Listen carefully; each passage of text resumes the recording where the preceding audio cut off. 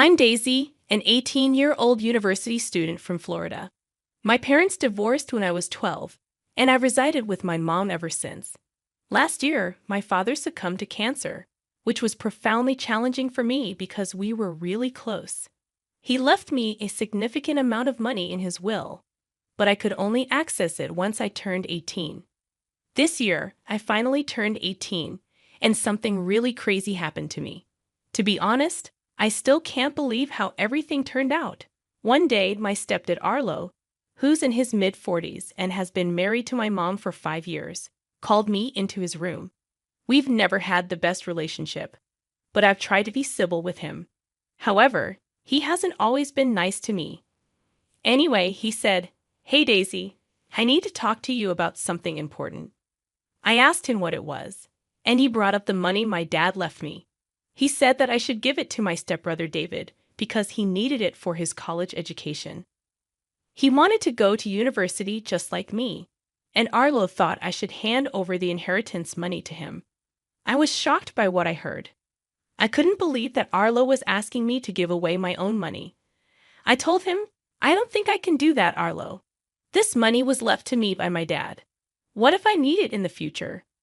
Arlo didn't agree with me and said, "Don't be silly. You don't need that money, and even if you do, David needs it more." I firmly replied, "I'm sorry, but the answer is no." Arlo got angry and warned me, "Daisy, don't push me." I told him calmly, "There's no need to get angry. I answered your question honestly. Saying no isn't meant to disrespect you.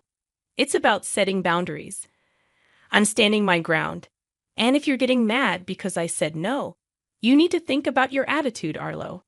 Don't forget, you're a guest in this house too, so let's be civil." "Well, I don't think that's going to happen. Goodbye," I said before he could say anything else. Arlo's behavior didn't surprise me at all given his past actions. I knew he'd eventually ask me for the money. You might be wondering where my mom was during all of this. Well, that's another story. My mom didn't seem to see Arlo's flaws. She stood by him no matter what, almost like she was under a spell. She loved me, but I didn't want to ruin her view of him, so I tried to get along with Arlo for her sake. It's strange how, even though I was one of the youngest in the house, I often had to act the most mature. My mom, Rose, was out of town at the time, which is why she wasn't here. If she were, she'd have been furious. That's why Arlo felt like he could boss me around. But little did he know I was onto his sneaky plans. Arlo followed me out of the room, scolding me and calling me a bad sister because I didn't want to give money to David, which wasn't true. I do want to help David stop being such a burden. When people say, like father, like son, they might be talking about David and Arlo. These two troublemakers are like Pinky and the Brain. You can decide who's who based on what happened next. Hey, don't walk away while I'm talking. You need to listen and do what's right, Arlo. Can you give me a good reason for that? Well, it's what's going on with you two. Your arguing woke me up, David. Tell Daisy about what we talked about earlier. Sure, what was it again? Oh, right, the inheritance money. Yeah, Daisy, Dad, and I were talking, and we demand this money because of that important thing we talked about. You mean the business, right? What business? You said this money was for my university tuition, Arlo. Yeah, that's because that's what it's for, right, David? Yes, I completely forgot. I just woke up, you know. Yes, it's for university. I have an interest in attending university, and I demand the money for myself. Thanks. Well, that's a cute attempt, but not cute enough. The answer is no. Why not, Daisy? He knows what he wants. This wasn't up for discussion. We're getting that money. We'll see about that. The rest of the evening was filled with tension.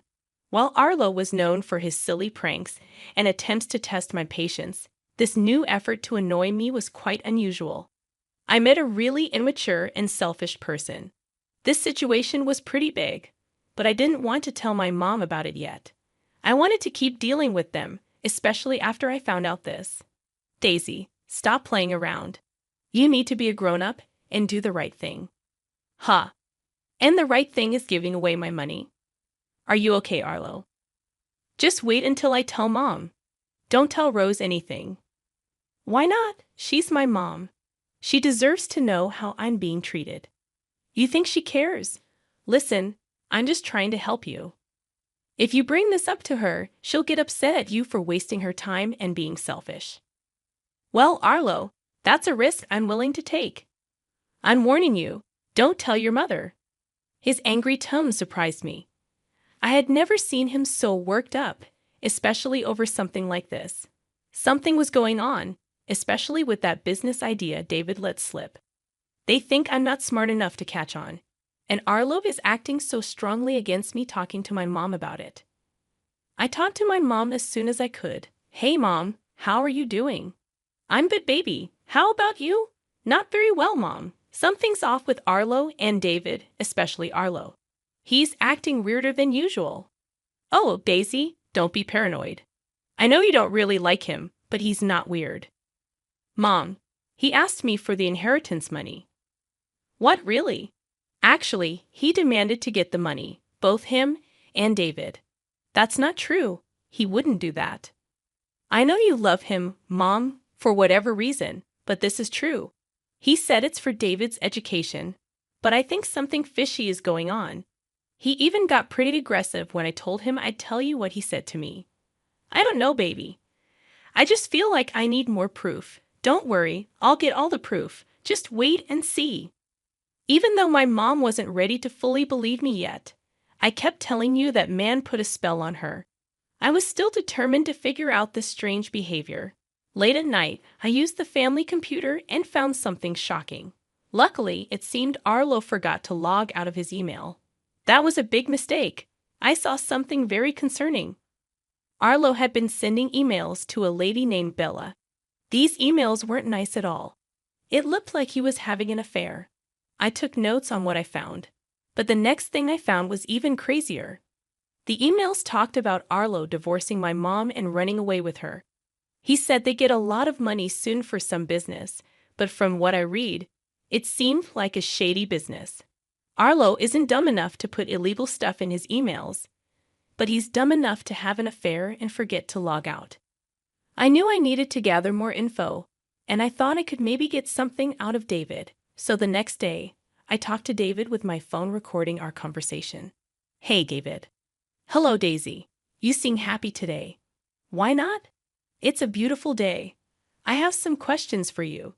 I've been thinking about what you and Arlo said, and I'm thinking about giving you the money. Really? That's great. I'll let him know. Not so fast. Before I give you this money, it is for your college, right? Oh yeah, right. My college tuition. Yes, right. Anyways, I need to be sure you're serious about getting this money. Yes, I'm very serious. Are you sure? And Bella. Is she serious? Bella? Who's Bella? Oh, she's, a student advisor for the college. David and I were scared. We didn't know Arlo had come into the room. I don't appreciate you interrogating my son. I wasn't doing that. I was just asking how my money would be used. Well, once you give someone money, it's not yours anymore, so it's not your business. Is that any way to speak to someone who's thinking of giving you money? You're not thinking, you're giving me that money. If you don't, I'll kick you out. I was shocked, and it seemed like David was too. Dad, this wasn't part of. Shut up. I'm the parent, and I make the rules. If you don't give me that inheritance money, you can leave. I decided not to say anything. Little did Arlo know, I was still recording this conversation. I had caught him in the act. I walked out of the room, shooting Arlo an angry look, and locked myself in my room. I started collecting all the evidence I could find against him. It felt like those detectives on TV who gather clues and put them up on their walls. I had voice recordings and screenshots of Arlo's conversations with Bella. I prepared myself for the upcoming storm. After I had everything, I called my mom. Hello, Mom. Hey, love. How are you? Mom, are you sitting down? Why? What's wrong? I'm afraid. I have some really bad news to share, and you won't like it. I began telling my mom everything I had discovered. She kept denying it until I made her listen to the audio recording I had made earlier. At that point, she started to crumble. Why would he say those things to you? Why would he do that to me? Why would he be so cruel? Because he's a bad man. I'm sorry to say it, but you married a monster. This is just terrible. I can't believe I left you alone with those two sickos. Absolutely not. I'm coming home right now. You stay where you are. Have you locked your door? Yes, ma'am. I'm going to ruin that man and make sure he never shows his face in public again. When I'm done with him, he'll wish he never married me. That's the spirit, Mom. Now, hurry up and get home. We need to make a plan. My mom arrived several hours later and came straight to my room. We hugged and cried for what felt like hours. I could tell that this news was tough to hear, but I was glad she was in the angry stage because it motivated her to take action. We talked for hours, and by the end, we had a plan. Several days passed, and Arlo couldn't figure out why my mom had come home early from her work trip and why she was ignoring him. He acted very happy, almost too happy, to convince her of his innocence. However, she saw through his act and was ready to kick him out. My mom decided to hire a private investigator after I showed her the suspicious messages about his supposed business. She also felt strongly that the money wasn't going to be used for legal purposes. This made her furious because she couldn't understand how a parent could be so cruel and scheming. She knew we couldn't handle this situation on our own. The private investigator shared the findings with my mom, who then told me I'm speechless. What did the investigator find? Well, it turns out he's planning to use a laundromat for money laundering. It's an old trick. Wow, that's not all, is it? No, it's not. This woman, Bella, whom he's cheating on me with, has a criminal record for drug-related activities. She's been arrested multiple times for conspiracy to sell illegal substances. So, it wouldn't be surprising if their business involves drugs too. That's unbelievable. I would have never expected this. I feel like a veil has been lifted from my eyes. Now I can see that the man I married isn't a man at all, but a sick and twisted person. When are we going to confront him, Mom? Right now. Follow my lead. Wait, let me get my camera. We went to the living room and found David and Arlo discussing their shady business. And then we'll have to use this as a cover for our business. It's all going to be hidden. Just act like you don't know and serve the customers, okay? But what about? Oh, hey, everyone. We're just finalizing stuff for David's college application. Cut the act, Arlo. The game is up. We know everything. What do you mean? Your innocent act won't work anymore. Smile for the camera. Get that out of my face, you spoiled brat. I mean, Daisy, we know everything, Arlo. Do you know how many years you'd spend in jail for planning these crimes? I don't know what you're talking about. Maybe we should call Bella and see what she has to say, huh? You two think you know everything. Bella is just a friend. Well, the explicit photos suggest otherwise. Who even uses emails to cheat nowadays? It's so dumb. You two went through my things. How dare you? No, Arlo, how dare you? How dare you threaten my daughter multiple times to give you money that doesn't belong to you? How dare you threaten to kick her out of my house? Are you sick in the head? How dare you put your son in your foolish schemes, endangering him? And how dare you plan to use this money for illegal activities? Now you've got nothing to say, huh? We know everything, and we're going to take you down. Get that camera out of my face. Arlo tried to lunge at me, but I moved too quickly. His aggressive behavior was scary. You want to attack my daughter? It's like you want to go to prison. You're crazy. Do you think you know anything? You know nothing. Yeah, well, tell that to the police, who should be here any second now. Police? Yes, the police. Your behavior today makes me not want to call the cops, especially with how you're acting. At that moment, we heard police sirens approaching our neighborhood. I had never seen Arlo look this way before. He was always smirking like he was smarter than everyone else. But when he heard those sirens, It was like all the color drained from his face. He looked terrified. Please, Rose, you don't have to do this. I could explain everything. Save it for the judge, you cockroach. You disgust me. And my David, don't think you're off the hook for this. Both of you are getting arrested. That should teach you a lesson about mistreating my daughter and me. I know you're a kid, but you're old enough to know better. And for that, you need to be punished. Yes, Mom. Come on, Jasmine, don't you think all of this is a bit too much? On the contrary, it's not enough. How's our live stream, Daisy? We've got over 3,000 people watching the live stream. This is going to be big. Oh, and in case it wasn't clear, I want a divorce. That's right, folks. Over 3,000 people witnessed the whole mess, and surely enough, the news made it to local newspapers and tabloids. It was crazy to be in the middle of all this with my sick ex-stepfather and his son, but it was also satisfying to see his downfall. He lost his job, his friends, and even some family members who don't want to speak with him anymore. He's facing charges for all these schemes, and if the judge sees fit, he could spend up to 20 years behind bars just for this. The police also found Bella, who had been in hiding when all of this was blowing up. She's facing the same charges. Life was good on our side, though. My mom and I grew closer due to this situation. On weekends, we'd often relax on the patio, drinks in hand, and laugh at how foolish and evil Arlo was. Good riddance. Good rid indeed. Hi, everyone. I'm Ashley Cooper. Life's been a whirlwind of amazing lately. As an environmental lawyer in Boston, I spend my days championing causes that matter and coming home to my incredible fiancé. Marcus makes it all the sweeter. We met 2 years ago while I was working on a water contamination case near a children's hospital. Marcus, a pediatric surgeon, was the first to notice the troubling pattern of illnesses, and well, the rest is history. Babe, your mom called again about the wedding flowers, Marcus says as he walks into our apartment, balancing takeout bags. She's worried the purple orchids won't match the bridesmaids' dresses. I laugh, grabbing plates from the kitchen.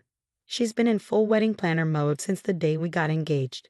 Thomas and Diana Cooper, my adoptive parents, are the most supportive people I know. They took me in when I was just 3, after my biological parents died in a car accident. Though I barely remember that time, the love and stability have given me filled any void I might have felt. Did your Aunt Patricia RSVP yet? Marcus asks, his brow furrowing slightly as we sit down to eat. I sigh, nudging my food around with my fork. Yeah, she did. She wrote a note saying she wouldn't miss her special girl's big day for anything. She always makes a point to remind me she's the reason I found my forever family. Marcus looks at me curiously. You don't talk about her much.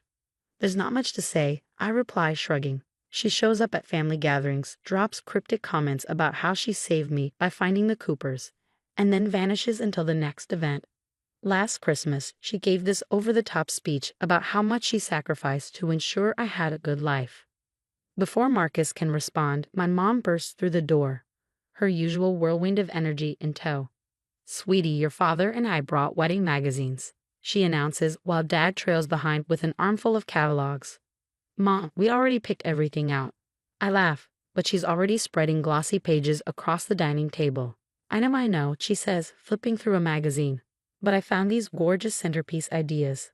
Oh, and Patricia called earlier. She wants to contribute something special to the wedding video presentation. I freeze mid-bite. What kind of contribution? She was very mysterious about it, Mom replies. She said it would show everyone what a blessing this family has been. Mom, please tell me you didn't say yes. Well, honey, she is your only connection to your biological family. I thought it might be nice. Diana, Dad interjects gently, his calm voice a steadying presence as always. Maybe we should let Ashley decide on that. I exhale, grateful for his unwavering support. He's been my rock from day one, teaching me to ride a bike, helping with homework, and comforting me through heartbreak. My parents have given me everything I could ever need. It's fine, I say at last. Let her contribute whatever she wants. It's not like she can ruin anything. The wedding's going to be perfect. Marcus squeezes my hand under the table, a reassuring gesture. The rest of the evening is spent humoring Mom as we browse centerpiece options. while Dad regales us with embarrassing stories from my childhood. This is my real family, the people who chose me, raised me, and love me unconditionally. Whatever Aunt Patricia has planned, it won't change that. Later that night, my phone buzzes with a text from Patricia. Can't wait to show everyone at the wedding what a blessing you've been to us all, sweetie. It's time everyone knew the whole story. I show Marcus the message and his brow furrows. Are you sure you're okay with this? What's the worst that could happen? I shrug, brushing it off. I'd soon regret those words more than anything I've ever said. The ballroom of the Boston Harbor Hotel sparkled with elegance. Crystal chandeliers cast a warm glow over meticulously arranged centerpieces, and laughter filled the air. Everything was perfect. Marcus looked dashing in his tuxedo, and I couldn't stop smiling as we greeted our guests. Ladies and gentlemen, please take your seats for the special video presentation, the DJ announced. Ready for our love story montage, Marcus whispered, squeezing my hand. But as the screen flickered to life, my breath caught. Instead of the romantic montage we prepared, grainy footage began to play. The timestamp in the corner read July 15, 1999, the day I was adopted. What is this? My mom gasped, her voice trembling as she stared at the screen. The footage showed a tiny version of me, clutching a worn teddy bear and crying, while Patricia's voice played over the video in a dramatic narration. I'm doing what's best for her, even though it breaks my heart. The Coopers will give her what I can't. Turn it off, I hissed at the DJ, who was frantically pressing buttons with no success. The video continued, now showing the younger Patricia dabbing at her eyes with a tissue. I'm sacrificing my own happiness for Ashley's future. It's the greatest act of love I could show. Oh my God, Marcus muttered, already rising from his seat. The footage shifted to Patricia arguing with what appeared to be other prospective adoptive families. No, they're not right for her. I have to make sure she goes to the perfect home. I promised my sister. This is beautiful, Patricia's voice rang out across the ballroom. She stood at her table, a self-satisfied smile on her face. I wanted everyone to see the true story of how this family came to be. My chest tightened as the footage kept rolling. It showed Patricia pressuring my parents, making demands about visitation rights, and insisting on being recognized as my savior. I gave up everything for you, Ashley, Patricia announced to the silent room, spreading her arms wide. And look how wonderfully it turned out. I'm the reason you're standing here today. You're the reason this wedding is ruined, my best friend Sophia snapped from the bridal party table. The room erupted in whispers, and I could feel hundreds of pitying eyes on me. My wedding dress, the one I'd spent months choosing, suddenly felt suffocating. Did you really think this was appropriate? Marcus stepped toward Patricia, his voice trembling with anger. Of course. Everyone should know what I sacrificed, Patricia declared. Stop saying that word. I finally found my voice, tears streaming down my face. You didn't sacrifice anything. You spent my entire life trying to take credit for my happiness. Ashley, sweetie, I only wanted. Get out, my dad's voice cut through the chaos like a blade. Get out of my daughter's wedding, now. But the video isn't even finished. There's more. Security, Marcus called, and two men in black suits appeared almost instantly. I couldn't take it anymore. The whispers, the stares, Patricia's smug expression. It was too much. Grabbing the hem of my dress, I ran from the ballroom, tears blurring my vision. The last thing I heard before the doors slammed shut behind me was Marcus shouting my name and Patricia's indignant protest. All I did was tell the truth. Everyone deserved to know what I did for her. The hotel's garden was cool and quiet, but it did little to calm the storm raging inside me. I gasped for air, my chest heaving as sobs racked my body. My perfect day, the one I'd spent a year planning, had been hijacked and twisted into Patricia's desperate grab for attention. Footsteps crunched on the gravel behind me. Ashley? Marcus's voice was soft, tentative. He placed a hand on my shoulder, but I couldn't look at him. How am I supposed to face them? I whispered. She ruined everything. 3 weeks later, I sat on my couch, glaring at my laptop as I hate-read Patricia's latest Facebook rant. Heartbroken that my own niece would turn against me after all I've sacrificed. Sometimes the people you help the most hurt you the worst. She never stops, I muttered, slamming the laptop shut. Look at this. Sophia plopped a stack of papers onto my coffee table, her expression grim. What is it? I asked, my voice weary. Your trust fund statements from the past 20 years. They don't add up. I blinked, confused. What do you mean? These withdrawals. They are all authorized with your signature. Except. She pulled out 2 documents. I have my forensic guy check these. The signatures are forged. And guess who had power of attorney until you turned 25? My stomach dropped. Patricia. Sophia nodded, her eyes narrowing. And remember Nancy, the family friend who worked at the bank, the one who kept praising Patricia at your graduation party. I stared at the documents, my hands shaking. How much did she take? Close to $200,000 over the years, small amounts spread out so it wouldn't look suspicious. Before I could respond, my phone buzzed. Marcus's name lit up the screen. Babe, you need to see this, he said urgently. One of my patient's mothers just sent me screenshots. She used to work with Patricia. Apparently, this isn't the first time she's pulled something like this. What do you mean? She was fired from her accounting job in '98 for financial discrepancies, right before she took temporary custody of you. Sophia was already typing furiously on her laptop. Her Facebook crusade is backfiring.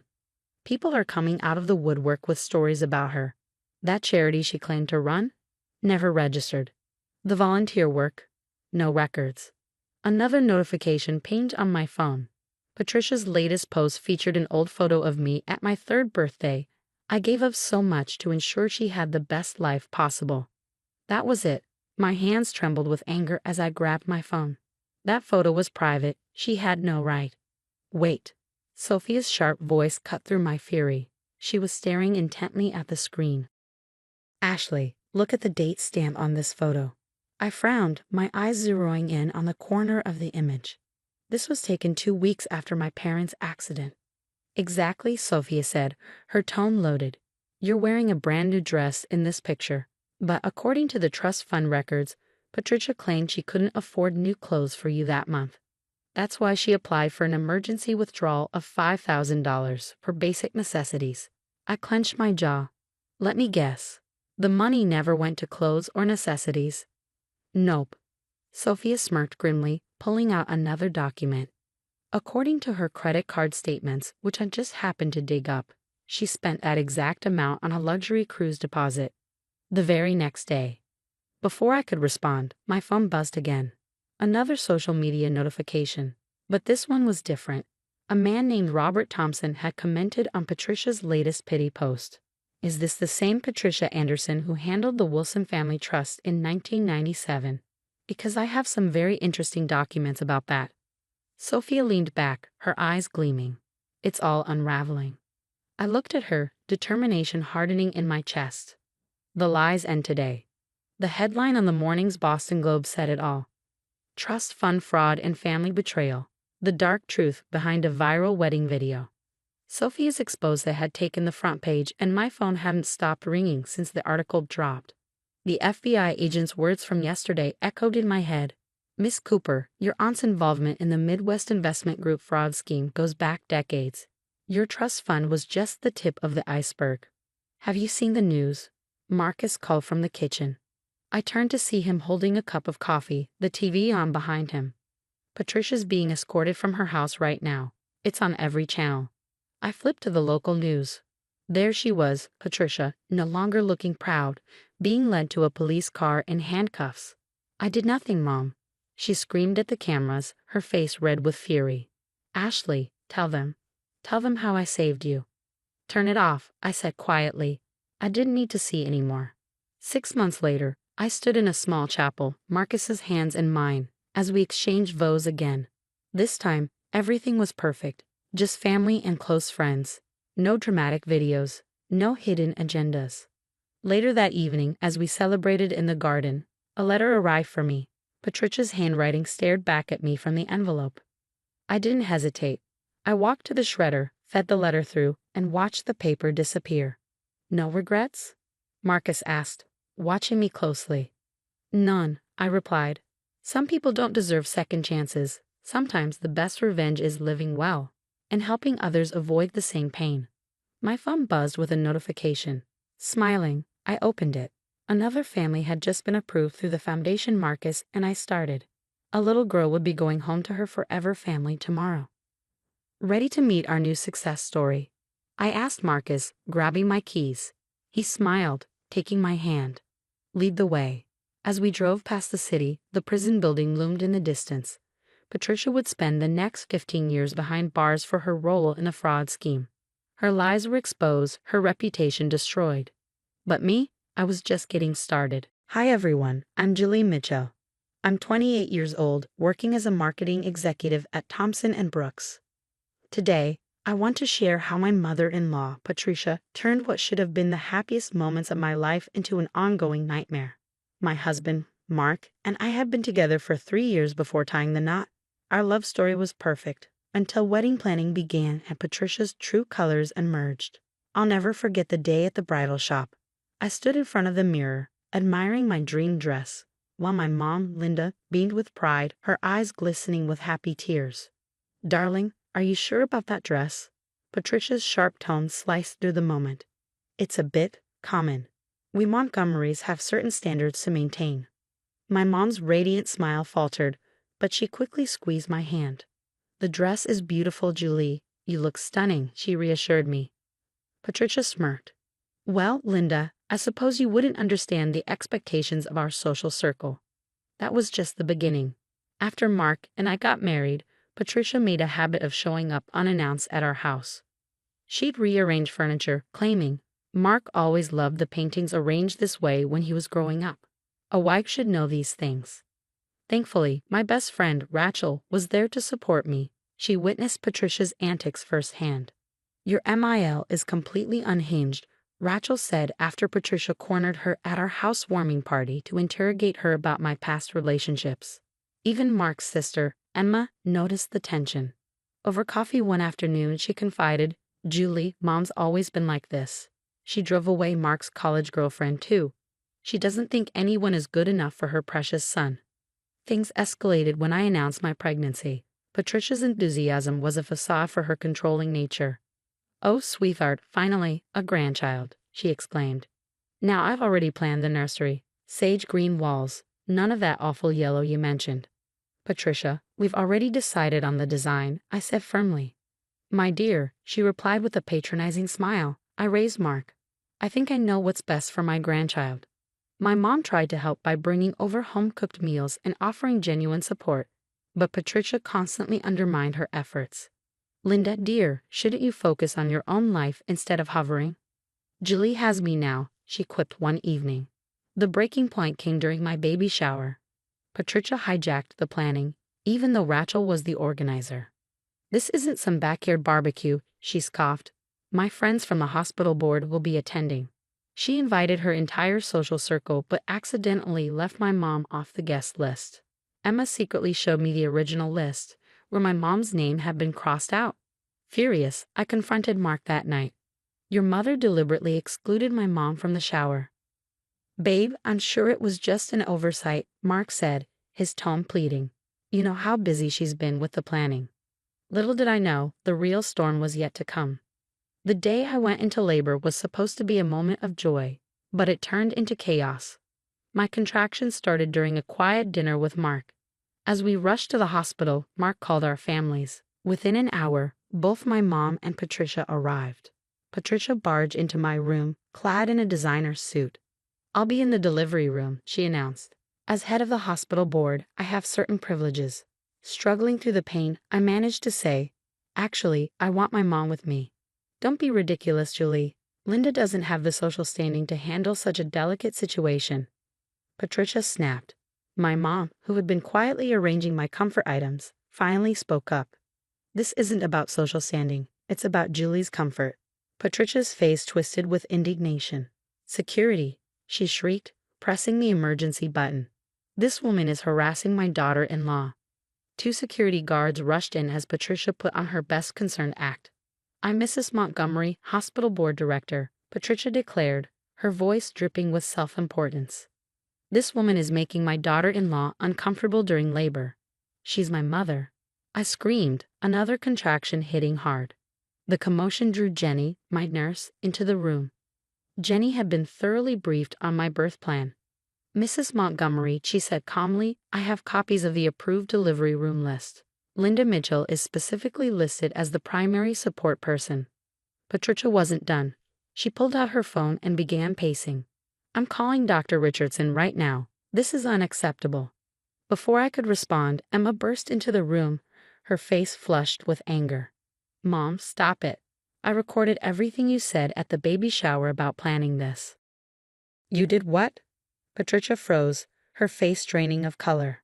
Yeah, Emma replied, holding up her phone. Including how you bragged to your friends about making sure that woman wouldn't be anywhere near your grandchild's birth. The security guards exchanged uneasy glances, clearly realizing they'd been manipulated.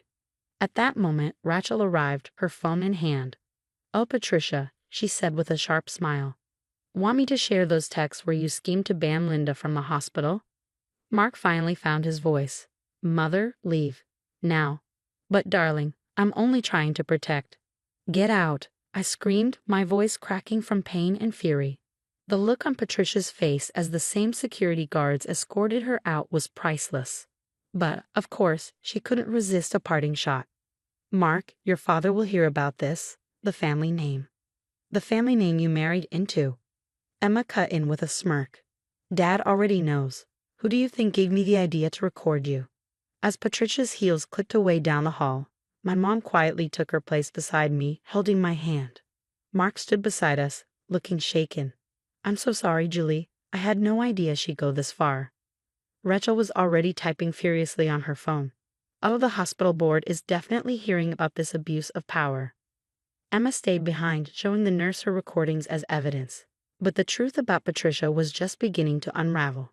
The days after my daughter Lily's birth should have been pure joy. Instead, Patricia's actions unleashed a storm. While I recovered in the hospital, her carefully crafted social facade began to crumble. You won't believe what I found. Emma burst into my room one afternoon, clutching her laptop. Mom's been embezzling from a hospital charity fund. She's been taking credit for donations she never made. Mark sank into a chair, his face pale. There's more. Dad called this morning. Apparently, she's been forging his signatures on charity documents for years. Nurse Jenny popped her head in. Mrs. Mitchell, several board members want to speak with you about Mrs. Montgomery's behavior. They're concerned about similar incidents with other patients. Rachel stormed in next, waving her phone. That witch has been spreading rumors about you at Mark's office parties. Jessica from accounting just sent me screenshots. Patricia told everyone you trapped Mark with the pregnancy. She what? Mark's face turned red. That explains why Johnson's wife was giving Julie weird looks at the company picnic. My mom, who just brought in soup, sighed. That explains the country club incident. Remember when those ladies canceled our spa day? Emma pulled out her phone. Listen to this. She played a recording and Patricia's familiar, smug voice filled the room. Of course I called security on her mother. We can't have someone from that background causing scenes in my hospital. I've got plans for my granddaughter, and they don't include mixing with the wrong sort. When did she say this? I asked, cradling Lily closer. Yesterday at her weekly bridge club, Emma replied. Right before she bragged about driving away Mark's college girlfriend by spreading rumors about drug use. Mark's phone buzzed. He glanced at the screen. It's Dad. Answering, he listened intently before hanging up. He's frozen her access to the family accounts. The charity board is meeting tomorrow. It's bad. The door opened and Patricia stepped in. Her eyes were red and her composure was gone. Julie, Mark, please, I can explain everything. Those recordings are taken out of context. Emma, how could you betray your own mother? Save it, Emma snapped. Dad knows about Catherine too. Mark frowned. Catherine? Your high school girlfriend, honey. The one who cheated on you? Mom paid some guy to pretend to be her secret boyfriend. Patricia's shoulders sagged. I did it all for you, Mark. These women weren't good enough. Mother, Mark interrupted coldly. We'll let the board handle this. Patricia turned to leave, but Rachel smirked. Wait till she finds out what's coming next. The charity board meeting isn't the only surprise heading her way. I looked down at Lily, sleeping peacefully. Sometimes karma needs a little help, I whispered. 6 months later, karma truly outdid itself. While I sat in my office, celebrating a major promotion at Thompson & Brooks, Patricia's life had unraveled. Did you see Patricia at the grocery store? Rachel texted me. She was arguing about her credit card being declined. After the hospital board uncovered her charity fraud, Patricia lost everything. She was fired, demanded to repay stolen funds, and ostracized from her social circle. The designer clothes, country club membership, all of it had been built on lies. The look on Patricia's face when James, Mark's father, announced their divorce at the country club brunch was unforgettable, or so Emma told me over coffee. Right there, in front of all her precious social circle, James made it clear why. The prenup Patricia had long forgotten about included a moral conduct clause, and she'd violated it spectacularly. She lost everything: the mansion, the summer house, even her beloved Mercedes. Patricia, who once lorded her wealth over everyone, was left with nothing. Last month, during Lily's first birthday party, the fallout continued. Emma handed me a glass of wine, a sly grin on her face. "Remember that investment group Patricia was always bragging about?" I nodded. Turns out she was running a mini Ponzi scheme with her friends' money. Now they're all suing her. The revelation made me laugh, not out of cruelty, but at the sheer poetic justice. Mark, bouncing Lily on his knee, chimed in. "Honey, your mother's been calling again." "Oh, she's living in that tiny apartment on the east side now," he said. "The same neighborhood she once called questionable when your mom lived there." I couldn't help but smile at the irony. Speaking of my mom, she's thriving. After everything Patricia put her through, James hired her to manage his new charitable foundation. She's shining in her new role, and the same women who once looked down on her now scramble for her approval. "Please tell your mother we'd love her input on the Children's Hospital fundraiser." They simper when they see me. Even Rachel couldn't help but laugh. "Karma really is creative," she said over lunch last week. Patricia, of course, tried one last time. I ran into her at the supermarket, looking far from the polished socialite she once was. She clutched a knockoff designer purse, her mascara smudged and desperation etched across her face. "Julie, please," she begged. "I've changed. I've learned my lesson. Let me see my granddaughter."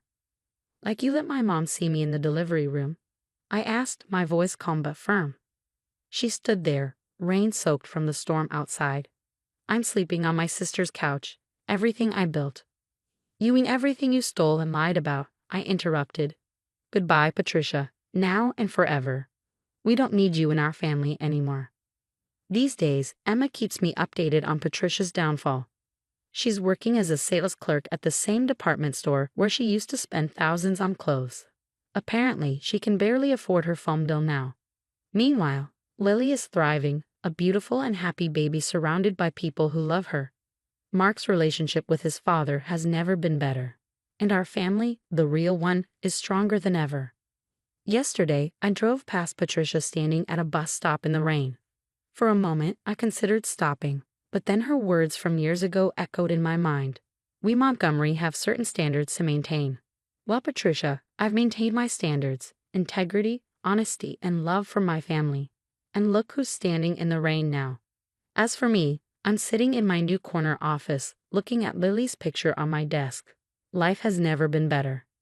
Sometimes the best revenge isn't what you do to toxic people, it's living your best life while they drown in the consequences of their own actions. Hi, everyone. I'm Erica, and you won't believe what my sister did to my wedding dress. But that's just the start of this nightmare. Let me take you back to where it all began. It had been another successful campaign launch. I leaned back in my office chair, savoring the moment. At 28, I was a senior marketing executive at Thompson & Brooks, a position I'd worked tirelessly to achieve. Yet, every win still felt incredible. My phone buzzed with a message from my sister, Melissa. "Melissa, Mom and Dad just bought me a new car. Don't be jealous." Attached was a photo of her posing with a brand new Mercedes. "Really?" I muttered, irritation rising. They bought her another car while I'm still paying off my student loans. I showed the text to my best friend, Kate, who worked with me. "Your sister is something else," Kate said, shaking her head. "You worked 3 jobs through college, and she's been living like a queen off your parents." "Don't remind me," I groaned. "Remember when she accidentally spilled coffee on my graduation gown? Or how she told everyone at my promotion party that I only got the job because I was sleeping with my boss?" Kate grimaced. "Ah, and your fan said James almost believed her that time. Good thing he saw through it." Speaking of James, my eyes softened as I glanced at the photo of us on my desk. We'd met during college, bonding over long shifts at a coffee shop and shared dreams. Later, my phone rang. It was Melissa. "Hey sis, I'm so excited to be your maid of honor.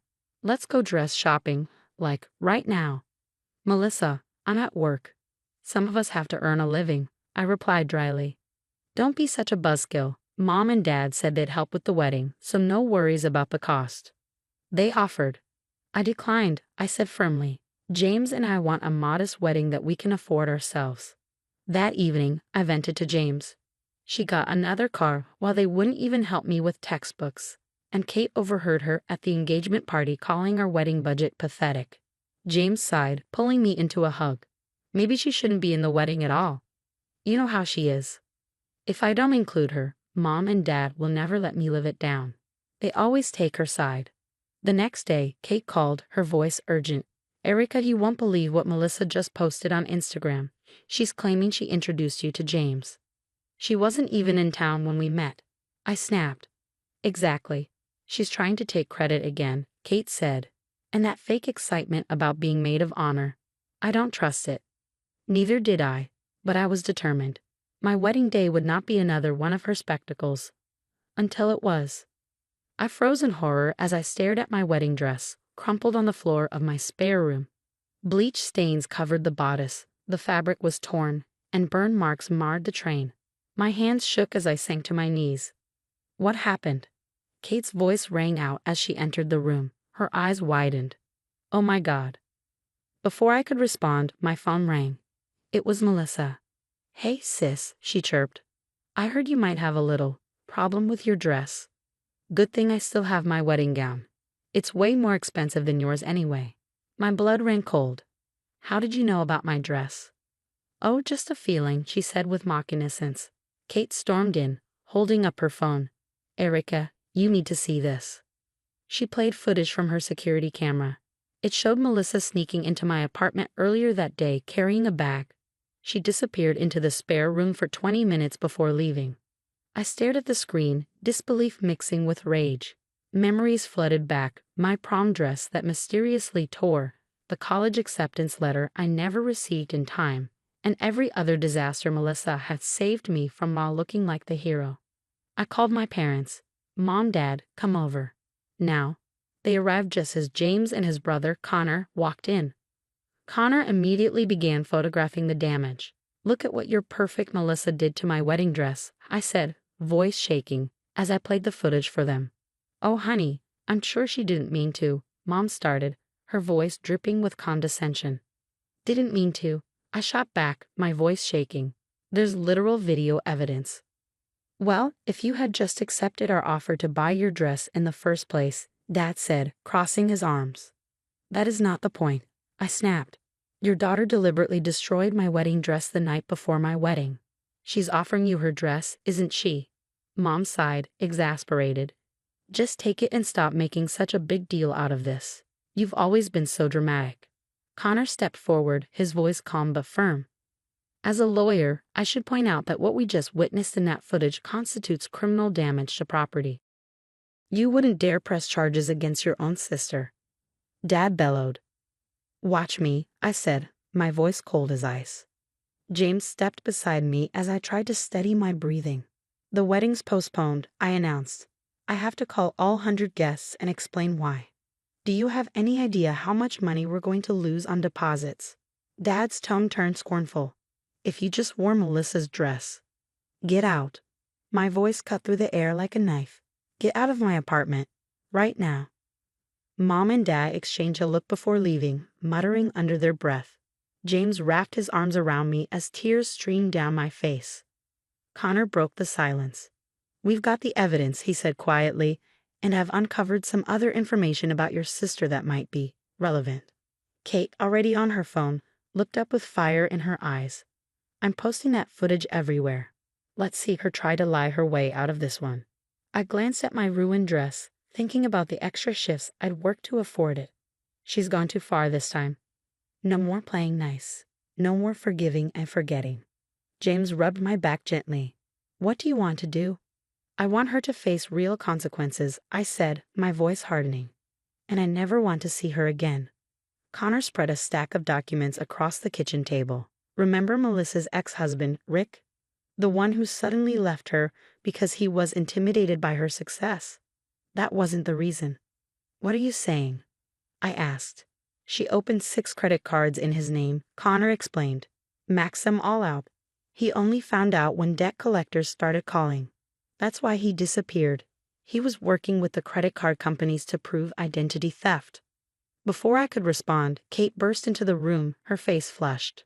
Speaking of your lovely sister, guess who's been sending inappropriate texts to James for the past month? James sighed, pulling out his phone. I blocked her number, but she kept making new accounts. I didn't want to tell you because I knew it would hurt you. My hands trembled as I scrolled through the messages. Melissa had suggested meeting in secret, claiming I was cheating on James.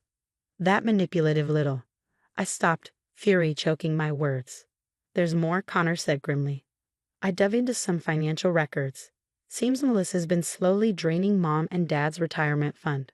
Over $200,000 gone in the last 2 years. My phone buzzed with a message from my cousin Sarah. Sarah, oh my God, Erica. I just found out Melissa was lying. She told us you said all those horrible things about Aunt Marie's cancer. I can't believe we believed her and didn't talk to you for a year. Kate muttered, classic Melissa. Remember when half your family didn't show up to your college graduation? Bet she had something to do with that too. Another buzz, this time from Melissa's new boyfriend David. David, got your message about checking my accounts. You were right. She's been forging my signatures. It's over. I'm pressing charges. Then my parents called. Mom's voice was trembling. Honey, we just got a call from the bank. Our retirement account, it's almost empty. Did you know about this? Connor found the proof. It was Melissa, I said flatly. It's always been Melissa. Still want to defend her. We had no idea, Mom said tearfully. All these years she told us you were jealous of her, spreading lies about her. Well, now you know the truth, I said coldly. How does it feel to realize you backed the wrong daughter all this time? My phone kept lighting up with messages from family members, all echoing the same sentiment. Apologies, disbelief, and outrage as Melissa's web of lies unraveled. This explains the constant shopping, the new car, the luxury vacations, Connor said, shaking his head. She's been stealing from everyone. Kate grinned, holding up her phone. Look, David just posted publicly about her fraud. Her perfect image is crumbling. You know the worst part? I said, staring at the pile of evidence on the table. She could have had a good life. Our parents gave her every advantage, but it was never enough. She had to destroy everyone else's happiness, too. James took my hand. The police will probably want to talk to her about the credit card fraud. Let them, I said firmly. I'm done protecting her. I'm done with all of it. Later, my mom called again, sobbing. We're so sorry, honey. We should have seen it sooner. You're right, I replied. You should have. But it's too late for apologies now. Weeks later, Kate adjusted my veil in the dressing room of a small beach house. The sound of waves drifted in through the open window. You look beautiful, she said, smiling. Our intimate wedding ceremony was everything I dreamed of. Just love, no drama. I still can't believe Miss Perfect lost her VP position, Kate said, grinning as she checked her phone. The company wasn't too happy about her fraud charges being splashed all over the news. Did you see my parents' house is on the market? I asked, smoothing down my new wedding dress. It was simpler than the first, but somehow even more perfect. They're still calling, James mentioned as he walked in, adjusting his tie.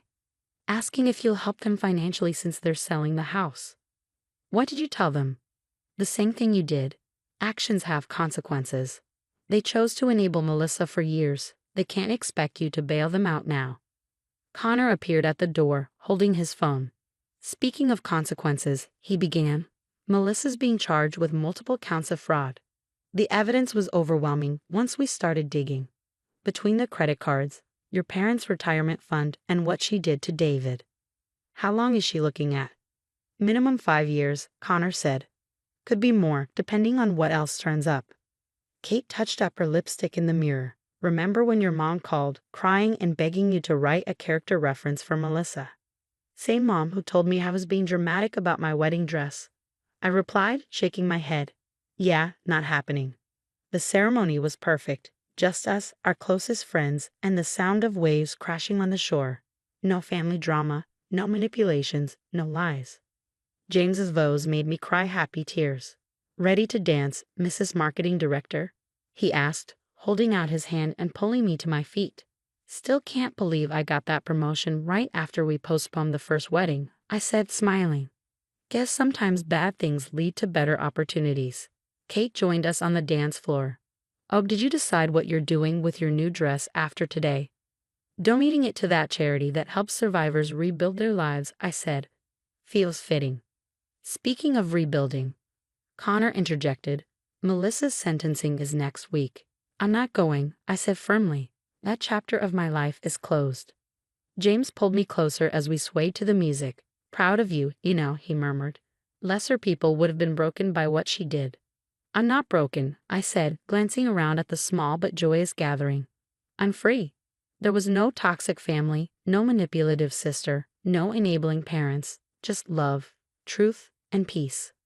Sometimes the best revenge is simply living well. What would you do if you discovered a close family member had been sabotaging your entire life while pretending to love you? Would you press charges like I did or try to protect them one last time? Share your thoughts in the comments below. And if you want to hear more stories about overcoming toxic relationships and finding the strength to stand up for yourself, don't forget to like this video and subscribe to the channel. Your support helps me share more stories of survival and justice. Hey, everyone. I'm Christina William. How this one ends, you'll never guess. You've always been my rock, Kay, my brother Nathan said, pulling me into a tight hug after sharing the big news of his engagement. We were sitting in our favorite coffee shop, the one that had been our refuge during the stormy days of our parents' divorce. The familiar scent of espresso filled the air, mingling with memories of late-night talks and unspoken promises. I can't wait to meet her. You've been so secretive about Victoria these past few months, I teased, taking a sip of my caramel latte.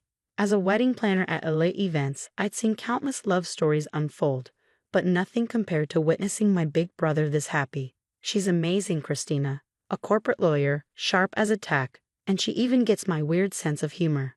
Nathan's eyes sparkled as he scrolled through photos of her on his phone. A week later, I met Victoria Chen at an upscale restaurant downtown. She greeted me with a warm smile, her designer outfit perfectly tailored and coordinated. Nathan's told me so much about you, she said. And he hasn't stopped talking about you, I replied, laughing. I hear you're the rising star at LA events. Oh, he exaggerates, I said, brushing it off. But I do love what I do. Victoria leaned in, her polished demeanor softening. Would you consider planning our wedding? I know it's a big ask. Are you kidding? I'd be honored, and of course, I'll give you the family discount. From that moment, Victoria and I became a team. We spent hours poring over portfolios and brainstorming ideas. These centerpieces are exactly what I imagined, she gushed during a planning session in my office. You really have an eye for elegance. Even my mom, Diana, couldn't contain her excitement. My 2 babies, all grown up, she said during a family dinner, dabbing at her tears. Victoria, sweetie, you're exactly what this family needed. And Christina planning the wedding? It's perfect. Mrs. William, you're too kind, Victoria replied graciously. Christina's been incredible. I showed her work to my colleagues. They were blown away. Nathan laughed. Remember when we used to plan weddings with your Barbies? Yeah, I said, rolling my eyes. And you always insisted on being the officiant instead of the groom. The initial planning was a dream. Victoria and I clicked over color palettes and venue options. One day, while surrounded by fabric swatches and inspiration boards, she confided, I never had a sister. This means so much to me. Well, you've got one now, I said, genuinely touched. But perfection has a way of cracking. Christina, darling, Victoria snapped during our 4th venue walkthrough, her tone icy. These centerpieces won't do. I specifically asked for pure white orchids, not this ivory nonsense. And the table numbers, gold? I clearly said silver. I took a calming breath and pulled out my phone. Actually, you requested gold 3 days ago. I have the email right here. Oh, sweetie, you must be confused. All this wedding planning must be overwhelming for you. Perhaps we should hire additional help, she said, smirking while texting on her phone. Later that evening, Nathan called. Kay, Victoria mentioned you seem stressed. Maybe you should take a step back. What? Nathan, I'm fine. She's the one changing everything every other day. Come on, sis. She's just trying to make everything perfect. You can be a bit controlling sometimes. The next morning, my assistant rushed into my office. Mrs. Henderson canceled her daughter's Sweet 16, she said, panic in her voice. Victoria told her you inflate prices and use cheap substitutes for premium materials. She what? My hands shook as I called Mrs. Henderson. I'm sorry, Christina, but Victoria showed me proof of the flower costs versus what you charged. I can't trust someone who deceives clients. Fuming, I found Victoria at her favorite cafe, typing away on her laptop. We need to talk. Now. About what, sweetie? She replied, her saccharine smile making my stomach churn. Stop sabotaging my business, I demanded, my voice steady despite the fury rising within me. The accusations you made to Mrs. Henderson. Lies. I simply shared my experience as your client, Victoria said smoothly, not looking up. It's not my fault if others find that information valuable. You're trying to ruin everything I've built. Don't be dramatic, Christina. Nathan always said you had a flair for exaggeration. Leave my brother out of this. Your brother? Victoria's voice dripped with mock sweetness. Honey, he's my fiancé. Maybe you're the one who needs to step back. That afternoon, during the final venue walkthrough, Victoria's voice suddenly pierced the calm. My ring. Where's my engagement ring? I just had it. Panic swept through the room as we all started looking around. Then she turned to me, her face contorted with fury. You, she hissed, pointing an accusing finger. You've been jealous since day one. First my wedding, then my clients, and now my ring. Are you insane? Why would I? Security, check her bag. Victoria screamed, drawing the attention of everyone nearby. 2 security guards approached, exchanging uneasy glances. One cleared his throat. Ma'am, we need to check your belongings. This is ridiculous, I protested as they searched my purse. But when they opened a seldom-used side pocket, there it was, Victoria's $25,000 engagement ring. I knew it. Victoria's eyes gleamed with triumph. Call the police. I didn't put that there. My voice shook with disbelief. Victoria, you're setting me up. Nathan arrived just as the police were snapping handcuffs around my wrists. Christina, how could you? He asked, his voice a mix of anger and disappointment. Nathan, please, you know me. I would never. Save it for the judge, Victoria interrupted, clinging to Nathan's arm. I trusted you like a sister. As they led me out of the venue, I caught a glimpse of Victoria's reflection in the glass doors. For a brief moment, her devastated expression slipped, revealing a satisfied smirk that sent a chill down my spine. The next morning, I shuffled into my mom's house, still wearing the same clothes from the jail. She's been released on bail. I overheard her telling someone on the phone. No, I don't believe Christina would ever. She paused, noticing me. I need to call you back. Victoria's sugary voice played from a news clip on my laptop. She must have felt guilty and returned the ring while I was sleeping, she said, feigning heartbreak. It's sad, really. I only wanted her to be part of our special day. My phone buzzed with another cancellation email, the 12th in 2 days. My lawyer's warning rang in my ears. Your arrest record could affect your event planning license. Something wasn't adding up. The venue's security footage had mysteriously disappeared. As I scrolled through social media, reading comment after comment labeling me a jealous thief, a message popped up from an unknown number. Saw your story. Same thing happened to me. Coffee. The next day, I met Rachel Martinez at a quiet diner. I was a wedding planner in Boston 3 years ago, she began. Victoria Chen was my client too. She accused me of stealing family heirlooms during a venue visit.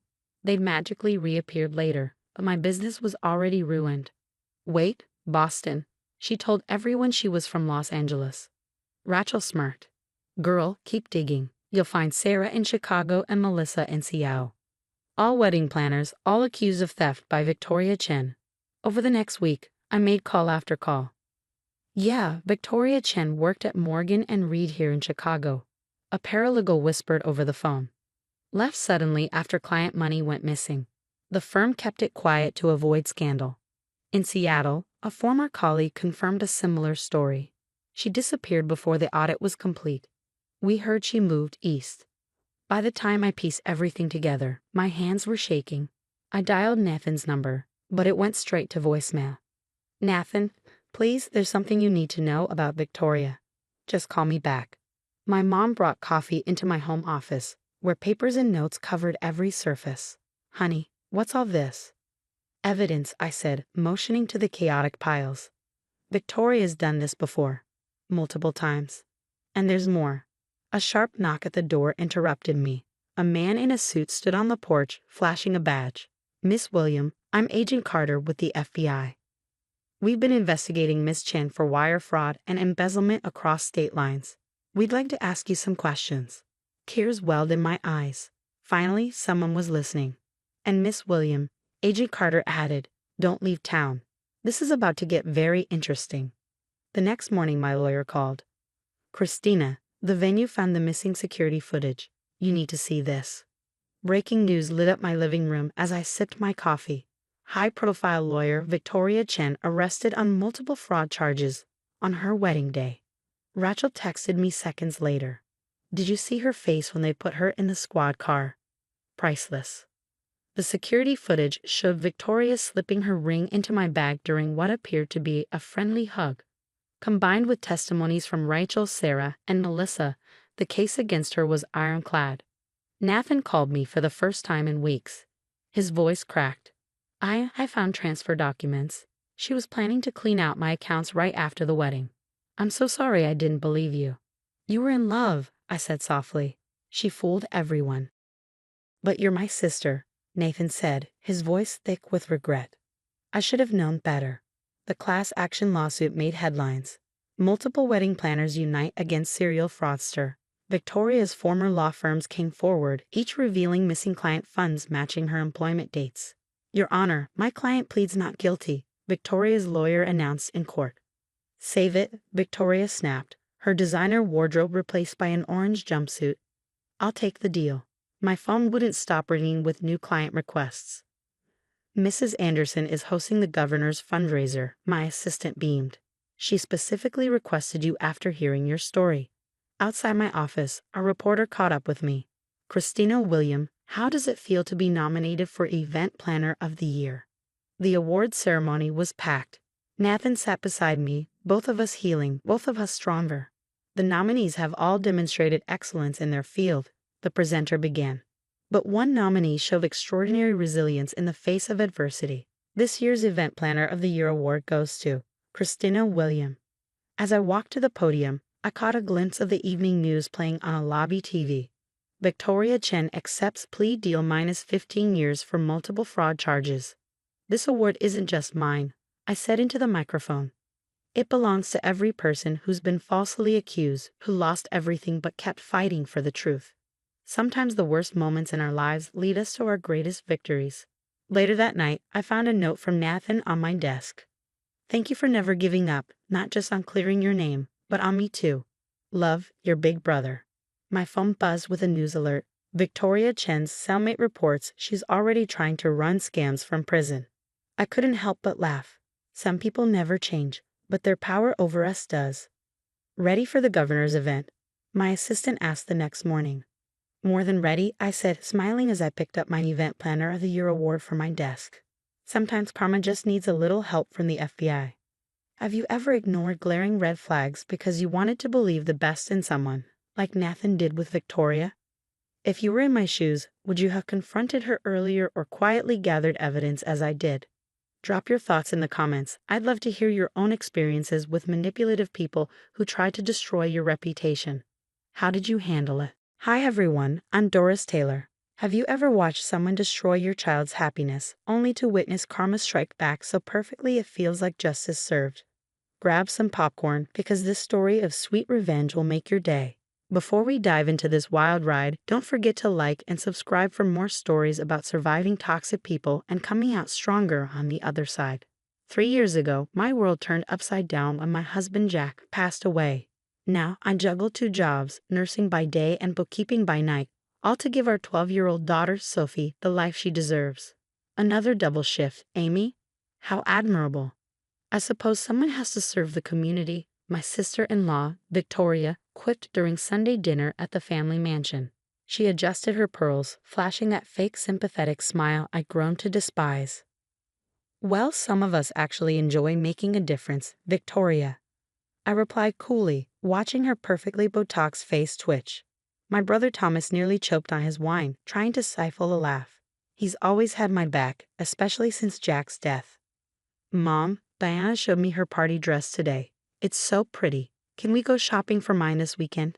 Sophie asked, her eyes sparkling with excitement. Before I could answer, Victoria chimed in, "Oh, darling, the boutique I'm using is quite exclusive. Perhaps you could try that charming little discount store at the mall." Her husband James cleared his throat uncomfortably. "Victoria, dear, what?" "I'm simply being practical. We must consider everyone's circumstances." Later that evening, while I was tidying up, Diana snuck into the kitchen. "Aunt Amy, I'm sorry about Mom. I really want Sophie at my party. More than anyone," she said earnestly. "Thanks, sweetie. You're nothing like your mother, you know that." "That's the nicest thing anyone's ever said to me," Diana whispered, hugging me tight. Thomas walked in just as we finished. "Hey sis, got a minute?" he asked. We stepped onto the back porch where he lit a cigarette. "You know Victoria's just jealous, right?" "Jealous? Of what?" "Jack chose you over her back in college. She's never gotten over it." "What?" "She dated Jack." "Dated?" More like threw herself at him, and he wasn't interested.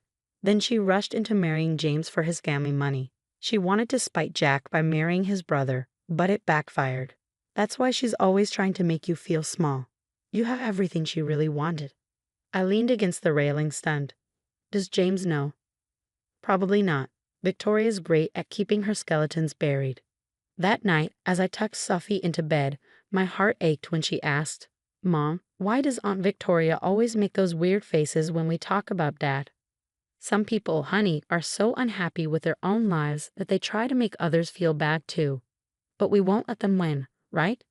Right? I can't wait for Diana's party. It's going to be amazing.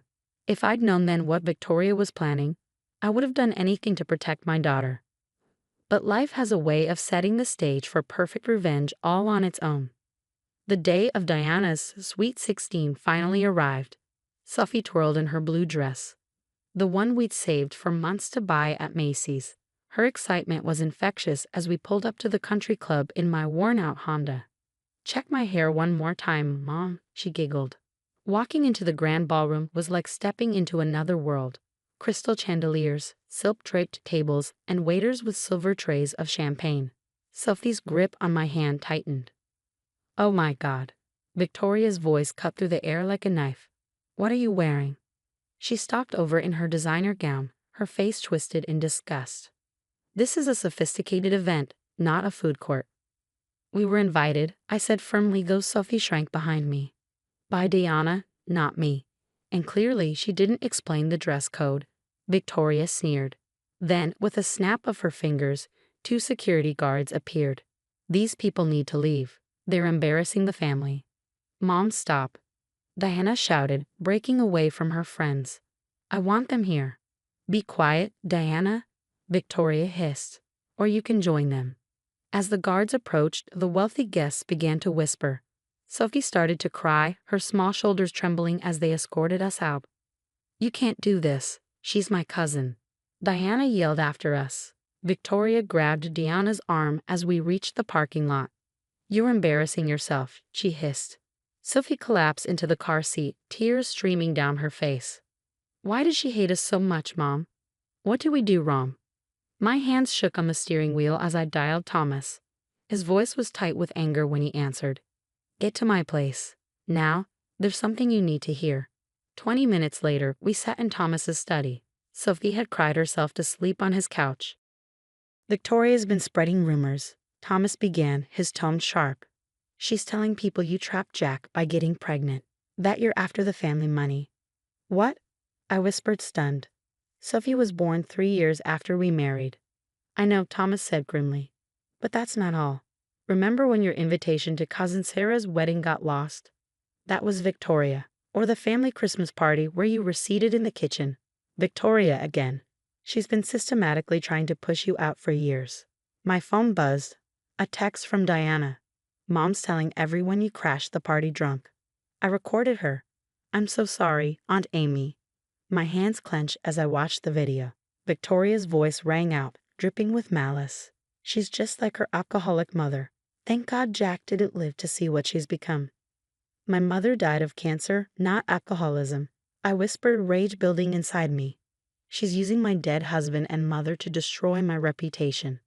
There's more, Thomas said, leaning forward. James called me last week. He's been noticing money disappearing from the family trust. Victoria's signatures are all over the paperwork. Looking at Sophie, her cheeks still stained with tears, something inside me hardened. I want her destroyed, I said quietly. Not just embarrassed. Destroyed. Thomas smiled grimly. I was hoping you'd say that. I know exactly how to do it. The next morning, over coffee in Thomas's home office, he laid out the plan. I scrolled through Diana's texts from the night before, each one revealing more of Victoria's schemes. As I said, James noticed money missing from the family charity. Thomas spread out financial documents. Look at these signatures. Victoria's been writing checks to shell companies. I frowned, pointing to a recurring payment. Wait, I recognize this name. When I was doing bookkeeping for Harrison Industries last month, I saw similar patterns.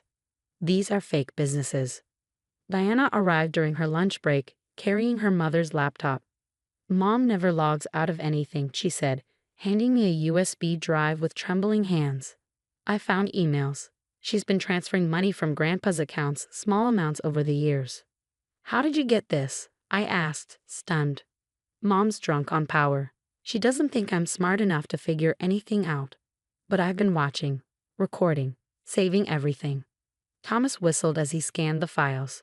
She's stealing from multiple accounts, evading taxes through fake charities, and there's a whole folder of emails plotting to sabotage your reputation in the community. Just then, my phone buzzed again. A text from James. We need to talk. Victoria's up to something big. Meet me at Murphy's Diner in an hour. At the diner, James looked exhausted. I hired a private investigator last month, he said, pushing a stack of reports toward me. Victoria's been stealing from my parents' retirement accounts. Dad's having memory issues, and she's been taking advantage. How much? I asked, my stomach twisting. Over $2 million, and that youth center she was supposed to be running? It doesn't exist. She's been pocketing the donations. Back at Thomas's house, we spread everything out. Deanna's recordings, James's PI reports, and the financial documents. A pattern emerged. Victoria had been systematically stealing from everyone while building her social empire on lies. One more thing, Diana said, pulling out her phone. I recorded Mom talking to her friend Susan last week. She's planning to declare Grandpa mentally incompetent so she can take control of the entire family trust. The recording played. Once I get power of attorney, I'll cut them all off, especially that gold-digging nurse and her brat. They'll be begging on the streets where they belong. That's it, I said, standing up as fury coursed through me. Call your grandfather. He needs to hear everything. An hour later, William Harrison Sr., the family patriarch, sat in Thomas's study. His face darkened with each piece of evidence we presented. The party incident was the last straw, Diana explained, showing him the video. Mom's been torturing Aunt Amy and Sophie for years. She used your memory issues to steal. William's voice shook with rage as he spoke. And she did this to my granddaughter. All of it is documented, Thomas said, spreading out the evidence. The embezzlement, fraud, theft from your accounts, and fake charities, everything. William picked up a photo of Sophie crying in her party dress. I've been blind to what's happening in my own family, he said quietly. But this ends now. He pulled out his phone and dialed his lawyer. John, call an emergency board meeting tomorrow morning and contact the FBI's Financial Crimes Unit. I want Victoria Harrison investigated for everything. Looking at me, his eyes hardened. No one hurts my family and gets away with it. Tomorrow, Victoria learns what real consequences feel like. The annual Harrison Family Foundation Gala buzzed with energy. Victoria stood at the podium, delivering a speech about family values, her voice oozing charm. Her perfect smile faltered when we walked in, Thomas, James, Diana, William Sr., and me. And now William interrupted, taking the microphone. Victoria will explain herself. Where did the missing $2 million from our youth center go? William Sr.'s voice cut through the stunned silence. The room froze. Victoria's face turned pale. I don't know what you're talking about. Maybe these will refresh your memory. James stepped forward, projecting the damning financial documents onto a screen behind him. Or should we discuss the money you stole from my parents' retirement accounts? Victoria clutched her purse and bolted for the exit, but Diana stepped in front of her, blocking her path. Running away, Mom. Just like you made Sophie run away crying from my party. Diana, move. Now, Victoria hissed, her composure crumbling. No. Everyone here needs to know who you really are, the stealing, the lies, the cruelty. It ends today. Fury flashed across Victoria's face as she raised her hand to slap Diana. But I caught her wrist mid-swing. Touch her, and assault charges will be the least of your problems, I warned. James stepped forward, his voice calm but icy. The divorce papers will be delivered tomorrow. And just so you know, the FBI is already investigating. Victoria spun around, desperately searching for an ally, but her so-called friends backed away. Phones were raised, recording every humiliating second. 6 months later, Diana and Sophie celebrated their birthdays together in our backyard. Diana had moved in with us, finding safety and love in the family Victoria had tried to tear apart. Sophie had just received the incredible news that she earned a full scholarship to Preston Academy, a dream come true. That night, as the house settled into quiet, I found an envelope in the mail with Victoria's handwriting on it. Without hesitation, I tossed it into the fireplace and watched the flames consume it. Some people don't deserve second chances. A news alert flashed across my phone screen. Former socialite Victoria Harrison arrested for scamming elderly clients. I smiled as I turned off my phone. Victoria had spent her life tearing others down, and now she was living with the consequences. Meanwhile, we were thriving, free from her toxic shadow. Sometimes, the best revenge isn't about getting even. It's about rising above, reclaiming your happiness, and building something beautiful from the ashes of what they tried to destroy. What would you have done if someone tried to destroy your child's happiness and reputation? Would you have thrown Victoria's letter in the fireplace like I did, or would you have read it to see if she truly regretted her actions?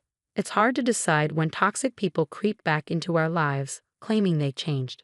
But can someone who systematically tried to ruin a child's self-esteem ever deserve forgiveness? Share your thoughts in the comments below. Hi everyone, I'm Tana, a real estate agent with over 11 years of experience.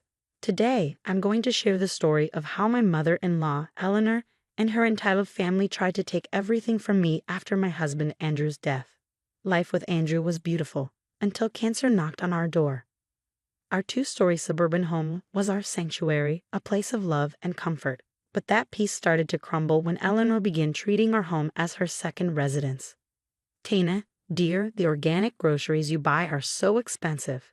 Sarah was just telling me she can feed her whole family for half the price, Eleanor would say, rummaging through our fridge during one of her unannounced visits. Mom, please. Tana works hard, and we can afford what we want. Andrew would defend me, though his voice grew weaker with each passing day. The chemotherapy was brutal, but not as brutal as Eleanor parading her unemployed daughter, Sarah, her husband, Tom, who claimed to be disabled, and their 2 kids through our home like it was their personal playground. Mommy, why can't we live in a nice house like Aunt Tana? Sarah's 8-year-old asked one day while jumping on our $3,000 couch with muddy shoes. Because your Aunt Tina got lucky with Uncle Andrew's money, sweetie, Sarah replied, making no effort to stop him. I was organizing Andrew's medications when Tom began his usual complaints. Man, these disability claims are taking forever. They just don't understand how bad my back is. Your back didn't seem to bother you when you were moving furniture for your buddy last weekend, I muttered under my breath. Things reached a boiling point when Eleanor cornered Andrew during one of his better days.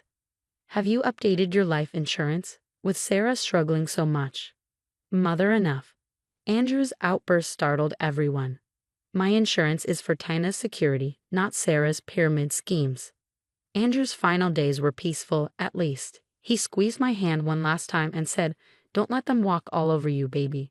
You're stronger than all of them combined." After the funeral, I found Eleanor and Sarah whispering in my kitchen. The policy must be at least $500,000, Eleanor said. Mom, she can't possibly need all that money for herself, Sarah replied. I cleared my throat. They jumped. Can I get you anything? Besides my bank account details, I asked, my voice dripping with sarcasm. They gave me a look that could curdle milk, as if I were the unreasonable one. But I kept my cool, remembering Andrew's words. Little did they know, their attempts to take over my life were just beginning. A week later, the doorbell rang incessantly. I opened it to find Eleanor, Sarah, Tom, and their kids standing there with a U-Haul truck behind them. We lost our rental, sweetie, Eleanor announced, already pushing past me with boxes. But God works in mysterious ways. Now you won't be alone in this big house. Wait, what? You can't just. Andrew would have wanted us to stick together as a family, Sarah interrupted. Her kids were already running upstairs. He always said this house was too big for just two people, Sarah added. Those weren't his words. Those were yours, Sarah, I snapped. Tina, dear, Eleanor said, grabbing my hands and faking tears. My grandchildren are practically homeless. What would Andrew say if you turned them away? Before I could respond, Tom directed movers to carry their furniture inside. We'll take the master bedroom. Mine back, you know. Those stairs are killer, he said. That's my bedroom, I protested. Don't be selfish, Tina, Eleanor snapped. Family helps family. Within hours, they'd taken over the house. Andrew's office became a playroom, his desk covered in sticky fingerprints. The kids need a space to play. Sarah shrugged when I confronted her. It's not like anyone's using it. Every day brought new horrors. Eleanor would show up at 7 a.m. questioning why I was going to work. Those poor children need a mother figure while Sarah is busy job hunting. Job hunting? She's been on the couch watching reality TV all day, I shot back. How would you know? You're never here.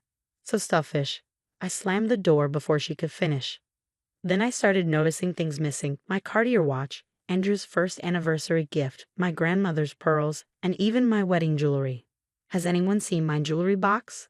I asked during one of their takeout dinners that I was apparently paying for. Haven't seen it, Sarah said too quickly, avoiding eye contact. That night, while looking for my missing car keys, I found pawn shop receipts in Sarah's purse. My hands shook as I read them, but the final straw? The stack of credit card applications I found in the trash, filed in my name, with my information but not my handwriting. The mailman must have mixed up our mail. Sarah stammered when I confronted her. In my name, with my social security number, I demanded. Well, if you just help us out financially like Andrew would have wanted, she muttered, her voice trailing off. That night, I locked myself in the guest room, the only space they hadn't invaded, and sobbed into Andrew's old t-shirt. I don't know what to do, babe, I whispered into the worn fabric. They're taking everything. My phone buzzed. Another declined credit card notification. They were getting bolder, assuming I wouldn't fight back, but they didn't know me at all. Andrew was right, I was stronger than them. As I lay there plotting my next move, one thing became crystal clear. This wasn't about grief or family anymore. This was war. Sorry, I'm just really tired. I mumbled the next morning, slumping at the breakfast table, secretly recording Eleanor and Sarah as they schemed. Finally given up, huh? Sarah smirked, sipping my coffee as if she owned the place. Anyway, Mom, but lawyers said after 6 months, they can't just throw us out, squatters' rights or whatever, Sarah said with a smug grin. My hand tightened around my phone, but I kept my defeated pose. 3 months of playing possum while building my case had taught me patience. Earlier that week, I'd struck gold. Jessica, their previous landlord, finally returned my call. Oh my God, they're doing it to you too. They pulled the same stunt with us. Moved in claiming hardship, then refused to leave and destroyed the place. I've got all the court documents. Each revelation was worse than the last. 5 evictions, 3 lawsuits, countless victims. Look at Tom working so hard on his physical therapy, Eleanor cooed from the window. I glanced outside, my hidden camera capturing Tom hauling construction materials into his buddy's truck. Physical therapy, my ass. I added the footage to my growing evidence file. Andrew's lawyer, Richard, had been a godsend. Your husband knew this might happen, he said, sliding a sealed letter across his desk. He wrote this before he passed. My hands trembled as I read Andrew's words. Baby, if you're reading this, they've made their move. Mom's been running this con with Sarah for years. Dad left because of it. Don't let them do to you what they did to him. That night, I lay in the too small guest bed, listening to Sarah's kids jump on my $5,000 mattress upstairs. My phone buzzed again. Another message from their previous victim.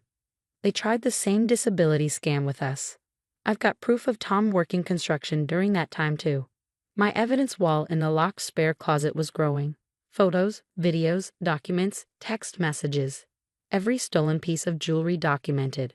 Every fraudulent application logged. Every conversation recorded. "You look awful, dear," Eleanor commented the next morning, her voice oozing false concern. "Perhaps you should take some time off work. Rest." "Maybe you're right," I sighed, playing my part. "It's all so overwhelming." "That's right. Just let us handle everything," Sarah chimed in, patting my hand condescendingly. I retreated to my room, adding another recording to my file. My phone lit up with a message from Richard. Documentation from Andrew's father received. "Ready when you are." "Oh, I'm ready," I whispered, staring at my evidence wall. "You want to play family? Let's play." The next morning, chaos descended. "What do you mean, fraud investigation?" Tom's face went pale as federal agents showed him photos of his construction work. "Sir, you've collected $45,000 in disability benefits while working full-time jobs for cash," the agent said. I watched from the window as they led him to their car, Sarah screaming behind them. "This is your fault." Eleanor stormed into my house. "You vindictive little—" "Mrs. Patterson," a detective interrupted, stepping inside. "We have some questions about your involvement in multiple fraud schemes." Eleanor's face crumpled as they showed her the evidence. "I was only trying to help my daughter," she protested. "By stealing my jewelry? By attempting identity theft?" I shot back, holding up the stack of fraudulent credit applications. The pawnshops were very helpful with their surveillance footage. "You don't understand." Sarah sobbed as officers took her statement. "We needed—" "Save it for the judge," I snapped. "Oh, and your previous landlords send their regards," I said with a smirk, sliding the eviction notice across the table. Their faces were priceless when they realized I had documented everything. "You can't do this. We have rights." Sarah screamed, tears streaming down her face. "Actually, my lawyer said," his smile razor-sharp, "you don't." The headlines were brutal. Family fraud ring exposed. Tom got 3 years in prison for disability fraud. Sarah received probation and restitution orders she'd never fulfill. Eleanor, stripped of her church committee roles after the truth came out, was left begging outside the courthouse. "Please, Tina," she pleaded, her voice breaking. "Where will we go?" I looked her in the eye, my voice steady. "You should have thought about that before you tried to steal my life." The kids, at least, would have a chance. Tom's parents had been fighting for custody for years, and now they'd finally won. Eleanor's once devout church friends were less than forgiving. "She used us all," their pastor declared, cutting her off from every committee and volunteer role she had clung to for status. As for me, I sold the house right under their noses. With my real estate connections, I found a luxury condo in another city, complete with state-of-the-art security that would make Fort Knox jealous. Miss Reynolds, my new doorman, greeted me warmly. "Your package arrived." Inside was Andrew's restored photo, now hanging proudly in my scam-proof sanctuary. The HOA rules were a dream. No guests over 2 weeks. Perfect. The real estate community rallied behind me. "You're an inspiration," one colleague said. "I'm dealing with family trying the same thing." Their support led to something bigger, a weekly support group for victims of family financial abuse. Every Tuesday, we meet to share stories, strategies, and strength. Last I heard, Eleanor was living alone in a tiny apartment. Sarah juggled minimum wage jobs between probation check-ins. And Tom? He still had 3 years behind bars to reflect on his choices. In my new home, I stood before Andrew's photo and smiled. "You were right, babe." I was stronger than all of them combined. My phone buzzed, a desperate voicemail from Eleanor. Straight to my lawyer it went, like all the others. My new life was peaceful, successful, free, and the best revenge, thriving while they lived with the consequences of their actions. Sometimes karma needs a little help, and I was more than happy to assist. What would you have done if you discovered your mother-in-law was the mastermind behind multiple fraud schemes? Would you have exposed everything immediately or quietly gathered evidence like I did? Let me know your thoughts in the comments below. especially if you've ever dealt with toxic family members trying to take advantage of you during vulnerable moments. Your stories and experiences might help others recognize the warning signs before it's too late. If this story resonated with you, don't forget to hit that like button and subscribe for more real-life stories about standing up to toxic family members and breaking free from manipulation. And remember, setting boundaries isn't selfish, it's survival. Hi everyone, I'm Ann William. I run a successful event planning business here in Chicago. But today, I want to tell you how my toxic Aunt Nicole finally got what she deserved. Growing up, it was just me and my mom, Gloria. She worked 3 grueling jobs to put me through college. I'll never forget the nights I'd find her asleep at the kitchen table after a late shift. That woman is my hero. But Aunt Nicole? She's a different story. While my mom was breaking her back to provide for me, Nicole was busy flaunting her luxury cars and bragging about her high-end beauty salon downtown. At family gatherings, she'd give my mom these fake sympathetic looks and say things like, "I just don't understand why Gloria doesn't try harder. There are so many opportunities if you know the right people." Her daughters, Celine and Elisa, were just like her, spoiled, entitled, and always looking down on everyone. Last Thanksgiving, I overheard them mocking my mom's modest apartment. "Can you believe they don't even have a pool? How do they live?" they sneered. But despite them, things were going great for me. My event planning business was booming, thanks in part to my incredible assistant, Ramon. I'd just gotten engaged to James, a brilliant corporate lawyer who saw right through my aunt's facade. "She gives me weird vibes," James said after one family dinner. He wasn't wrong. During that dinner, Nicole kept pestering Lucas, James's business partner, to use her salon for their corporate events. Lucas politely declined, saying, "Sorry, Nicole, but we already have contracts with other vendors." "But family should always come first, don't you think?" she cooed, batting her lashes. Lucas wasn't buying it. Meanwhile, my mom pulled me aside one evening. "Honey, be careful. Your aunt's been asking a lot of questions about your client list." "Why would she care about my clients?" I asked, confused. "Because that's what Nicole does," my mom said grimly. "She finds ways to use people and then tosses them aside." Ramon noticed it too.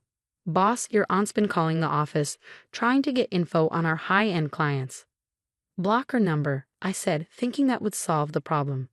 But I had no idea it was just the beginning. Nicole had a way of turning every family gathering into her personal networking event. She cornered my friends, clients, anyone she thought could benefit her. "You must let me do your hair for the wedding," she insisted to my bridesmaids. Family discount, of course. Looking back, I should have seen the signs.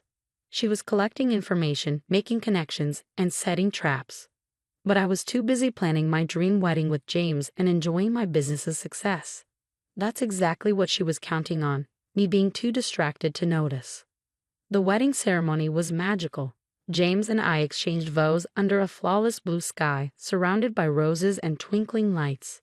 Even Aunt Nicole managed to behave, though I caught her whispering to Celine about how her own wedding would be much grander. Everything changed at the reception. I was mingling with guests when I heard Celine's sharp voice cut through the crowd. "Mom, we've been waiting forever. No one's even taken our drink orders." I walked over to see what was wrong, and that's when Nicole pounced. "And, darling, your servers are completely ignoring my girls. They've been sitting here parched for 20 minutes, she said dramatically. "The servers are following a set pattern to ensure all guests are served efficiently," I replied calmly. "Nonsense. They're family. You should serve them yourself.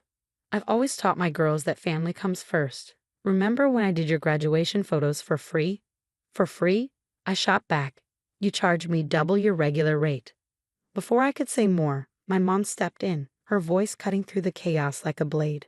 "Enough, Nicole. I've watched you exploit this family for years. You charge Ann premium rates for those photos while bragging about your family discount. You convinced cousin Sarah to do free accounting for your salon and then blamed her when the IRS came knocking. You've been using people and discarding them for decades. How dare you accuse me of anything?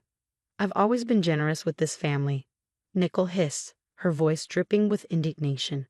"Generous?" My mom shot back, her voice steady and sharp. "You tried to trick Ramon into giving you Anne's client list last week. You even called pretending to be a potential investor." The entire reception hall fell silent. All eyes were on us. I noticed James tense beside me, his lawyer instincts kicking in as he watched Nicole subtly angle her phone, likely recording the confrontation. "You're just jealous," Nicole spat, her composure cracking. "Jealous because I've made something of myself while you worked like a common servant." "I worked to give my daughter a future," my mom countered fiercely. "What have you done? Taught your girls to be entitled brats?" Celine burst into theatrical sobs while Elisa whipped out her phone, recording every word. Some guests exchanged uncomfortable glances, but others were riveted, clearly entertained by the drama. Later, Lucas pulled me aside, his expression grave. "Anne, you need to hear this." He explained how he'd overheard Nicole and her daughters plotting near the bathrooms. "We'll edit the video to make Gloria look unhinged," Nicole whispered. "Then we'll post about how Annie treats family at her own wedding. That'll teach her to disrespect us. Her fancy clients won't want an event planner who can't even manage her own wedding." "Mom, can we mention how she ignored us all night?" Elisa chimed in eagerly. "Perfect, sweetie. By the time we're done, her precious business won't recover." I felt my stomach churn, but I forced myself to stay calm. My wedding day had turned into a battleground I hadn't even known I was fighting. 3 days into my honeymoon, the storm hit. Nicole posted a heavily edited video of the reception, twisting the story to paint herself and her daughters as victims of my mom and me. "We even found roaches in the wedding cake," she sobbed in her post. "My poor girls were traumatized. I can't believe my own niece would serve such disgusting food at her wedding." The comments exploded.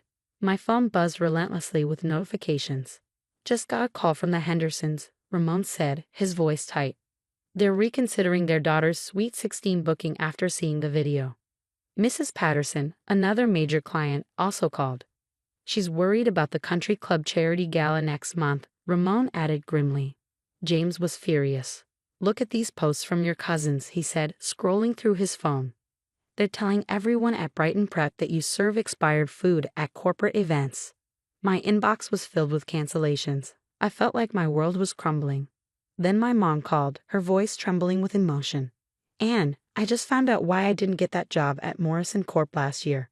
Nicole told her salon client Susan, the HR director, that I had a drinking problem. The hits kept coming. Lucas stormed into our office, waving his phone. "You won't believe this." I looked into Nicole's salon finances and something's seriously off. She's been filing fraudulent insurance claims for non-existent flood damage. There's a clear pattern. Every 6 months, another accident.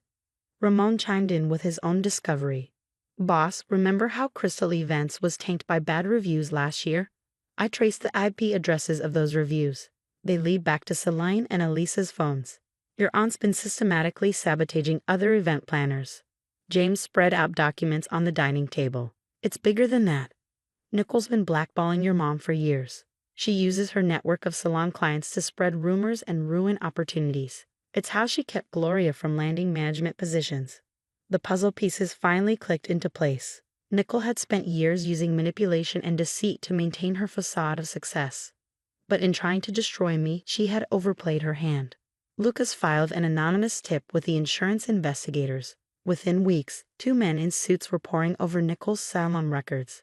"Have you seen this, Mrs. William?" one asked, holding up a document. Extensive water damage claims but no repair records. Multiple claims with the same pattern. Ramon worked tirelessly, showing unedited wedding footage to my elite clients. "See the timestamp jumps?" They spliced the video to remove context. Classic manipulation. The investigation into Nicole's salon spread like wildfire. Former employees came forward. "She made us lie about flood damage," one revealed. "Said we'd lose our jobs if we didn't back her up." Brighton Prep's administration discovered Celine and Elisa's cyberbullying activities. The principal was livid. "They use school computers to post fake reviews. This is grounds for immediate suspension." My cousins lost their positions on the student council and cheerleading squad. Their carefully crafted social status crumbled overnight. But Celine and Elisa's feeble excuses didn't hold up for long. "But Mom said it was okay. We were protecting the family business," Celine whined when confronted about their actions. The real breakthrough came when Nicole's former victims started finding their voices. Salon competitors, ex-employees, and even family members began to share their stories. She blacklisted my catering business because I wouldn't give her free services. She spread rumors that got me fired after I opened a competing salon. She guilted me into offering free accounting, then blamed me when the IRS got involved. As their story spread, the house of cards Nicole had built began to collapse. Meanwhile, my mom finally got the break she deserved. Morrison Corp's CEO personally reached out to apologize. "We've learned about Miss Nichols' interference. Your qualifications speak for themselves, Gloria," he said, offering her a senior position. Nichols' salon was shut down pending investigation, and the insurance company demanded every cent of the fraudulent claims back. "Please, Anne, you have to help me. I'm your aunt. I'll lose everything," she begged in a voicemail. I deleted it without listening to the rest. That same day, I signed the lease for my company's new downtown office. Moments later, Ramon burst into my office, grinning. "Nichols' salon just filed for bankruptcy, and guess what? Brighton Prep wants us to handle their graduation ceremony." The family members who had stayed silent at my wedding suddenly found their voices, too. "We always knew Nicole was toxic. Remember how she tried to ruin Cousin Sarah's accounting business?" Mom and I celebrated over dinner in her new corner office overlooking the city. She raised her glass of champagne, a triumphant glint in her eye. "I saw Nicole at the grocery store today. She looked terrible. Asked me to convince you to help with her legal fees." "What did you say?" I asked, already smiling. I told her Kate's a better teacher than any of us could ever be. We clinked glasses, celebrating not just our success, but the poetic justice of watching karma unfold. Sometimes the best revenge isn't confrontation. It's stepping back and letting toxic people drown in the consequences of their own actions. Looking at my mom, both of us thriving while Nicole faced potential jail time, I realized something profound. Success is the best revenge. This story was an experiment about toxic family relationships and justice. Now, here's where it gets personal. When you discover that someone you trusted, especially family, has been deliberately working against you, does the length of time they spent hurting you determine whether they deserve forgiveness? My aunt spent years sabotaging both my mother's and my careers while pretending to love us. Yet when her schemes unraveled, she expected instant forgiveness. Some have called me cruel for not accepting her apology after she lost everything. But can a simple sorry erase years of calculated harm? Should we forgive toxic family members just because society expects us to? At what point do we prioritize our own mental health and boundaries over family obligations? If you discovered a close family member secretly working to destroy what you've built, how would you handle it? Would you expose them immediately or quietly gather evidence like I did? And most importantly, if their apology only comes after they face consequences, not while they're actively hurting you, is that apology even genuine? I'd love to hear your thoughts. Share your experiences in the comments below. Your story might help someone else in a similar situation.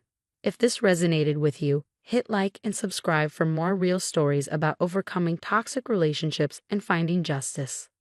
Sometimes, the best revenge is watching fate do its work.